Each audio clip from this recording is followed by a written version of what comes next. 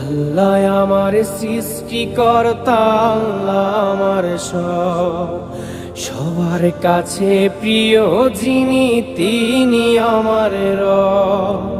দুনিয়া করব সবাই আল্লাহর ইবাদত, দুনিয়া করব সবাই আল্লাহর ইবাদত।